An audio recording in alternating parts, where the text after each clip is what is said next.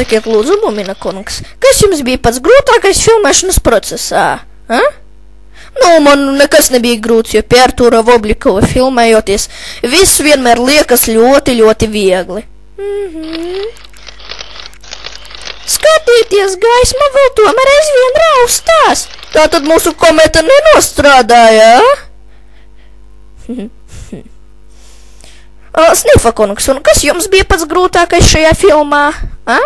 Tas, ka es visu laiku filmējos pliks, Susuriņa kungs, cik reizes jūs izlasījāt scenāriju, lai viņu iegaumētu no galvas? Vai tad bija scenārijs, Jūsu filmā apbalvoja ar kaut kādu balvu, pasakiet, lūdzu. Jā, mums kaut ko deva. Wow! Oskars!